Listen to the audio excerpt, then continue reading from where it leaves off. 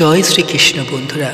উৎপন্ন একাদশী, উৎপন্ন একাদশীতে ক তারিখে পড়ছে এবং কোন সময় সেটা আজকে জানাবো। অবশ্যই সকল ভক্তরা এই একাদশী পালন অবশ্যই করবে।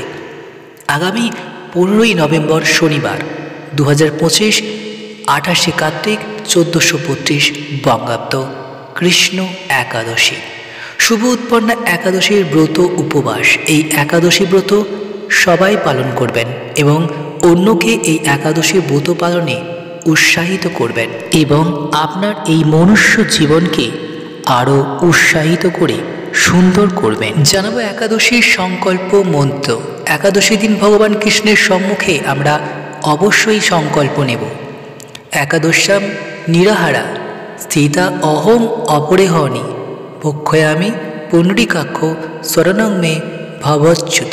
আর একবার বলবো, একাদশ্যাম নিরাহার স্থিতা অহম অপরেহনি ভক্ষমি পুণ্ডরীকাক্ষ স্মরণং মে ভাবচ্যুত। জানাবো এর বঙ্গানুবাদ।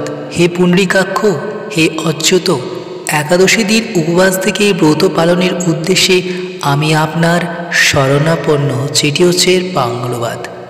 পালনের সময়টা বলে দিই যে পড়বে কখন। কলকাতায় ভারতের সময় হচ্ছে সকাল 9:11 থেকে 9:31 মধ্যে ভারতে, কলকাতাতে এটি পড়ছে।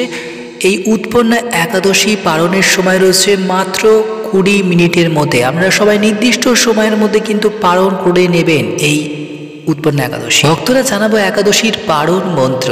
অজ্ঞান তিমিরান্ধস্য ব্রতে নানান কেশবা প্রসিদ্ধ সুমুখ নাথ জ্ঞান দৃষ্টি প্রদ ভবা।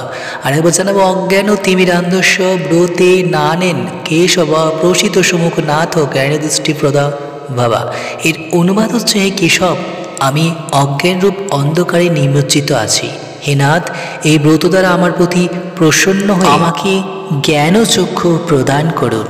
একাদশীতে পরদিন উপবাস ব্রত ভাঙার পর, অর্থাৎ উপবাসের পরদিন সকালে যে নির্দিষ্ট সময় দেওয়া থাকে, সেই সময়ের মধ্যে পঞ্চ রবিশস্য ভগবানকে ভোগ নিবেদন করে একাদশীর পালন মন্ত্র 3 বার ভক্তি ভরে পাঠ করতে হয়।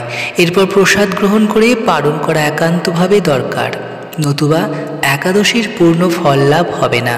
আর অবশ্যই একাদশীর আগে, ভক্তরা একাদশীর আগের দিন ও পরের দিন অবশ্যই নিরামিষ পালন করতে হবে।